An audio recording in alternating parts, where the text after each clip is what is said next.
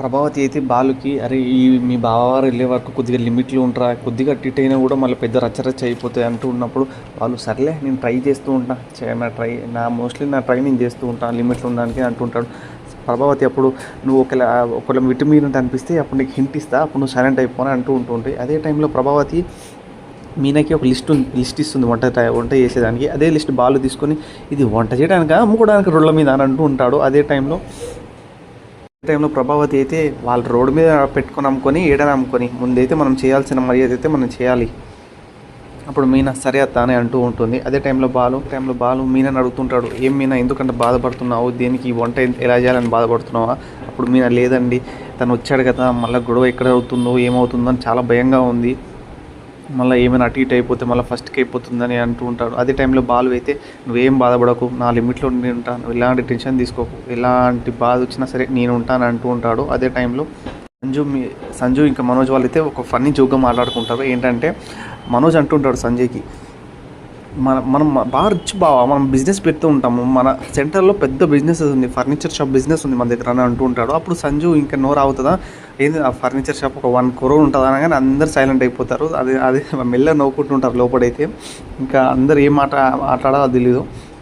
అదే టైంలో సంజు అయితే ఒక మాట అంటారు, ఏంది ఇంటికి వచ్చిన అల్లుడికి ఏం మర్యాద చేయరా, కాఫీ ఒకటి ఇస్తారా, ఫుడ్ తిన్నాక ఏమి పెట్టరా, నాకైతే ఆకలిస్తుంది ఇంకెంతసేపు అని అంటుంటారు. అదే టైంలో బాలు అయితే మర్యాద ఏంది బావా, నీకు ఇంకేమన్నా చేస్తాం, చాలా చేస్తాం అని అంటూ ఉంటాడు. అదే టైంలో అమ్మమ్మ అయితే వెళ్ళి నువ్వు కాలు కడుక్కోరా పో బాబు అని అంటూ ఉంటాడు. అదే టైంలో సంజయ్ అయితే పైన కిందన అంటే బాలు నీకు కాలు కడకాలు కూడా తెలియదా బాబా, కాలు పైనే ఉంటాయి బాబా అని అంటూ ఉంటాడు వెటకారంగా. నేను అడిగేది వాష్రూమ్ ఎక్కడని, పైన కింద అంటే అది బాబు పైన అని అంటుంటాడు. మౌనిక అయితే పదండి నేను చూపిస్తాను అక్కడ నుంచి తీసుకెళ్తూ ఉంటుంది. తన వెనకే మనోజ్ వెళ్తూ ఉంటాడు. మనోజ్ వెళ్తున్నప్పుడు బాలు ఆపేసి అరే వాని వెనకే వెళ్తే నీకు ఒక చిల్లి గవ్వ కూడా రాదు, టైం వేస్ట్ చేసుకో గమ్మున ఇక్కడ ఉండని పోతుంటాడు. మెల్ల కిందికి వస్తూ ఉంటుంది. అప్పుడే మీనా అడుగుతూ ఉంటుంది, ఏ మీనా ఫుడ్ అంతా ప్రిపేర్ చేసావా, లిస్ట్ ఇచ్చాను కదా అవంతా అప్పడాలు పప్పులు అవి ఇవి ఏం చేసావా లేదా అని అంటుంటే అప్పుడే అమ్మమ్మ తనకు అంత పెద్ద లిస్ట్ ఇచ్చి ఒకదాన్ని కిచెన్లో పంపిస్తే ఇలానే తను చేసేది, చెప్పు మీరు సాయంత్రం రేపటి కదా ఫంక్షన్ అన్నీ అయిపోతాయి మెల్లగా అని అంటుంటాడు. అదే టైంలో సత్యం అయితే లోపలికి వస్తూ ఉంటాడు. మీ బావ ఏడరా అంటే అది పైకి వెళ్ళాడు అంటే అందరూ పక్కన క్లియర్గా చెప్పురా నాన్నకి అంటే పైకి కాలు కడుకోవడానికి వెళ్ళారు అని అంటూ ఉంటాడు హాస్యంగా. అందరు నవ్వుతుంటారు. అదే టైంలో ఇంకా అందరు పైన మిద్దె మీద కూర్చొని అందరు మాట్లాడుకుంటూ ఉంటారు.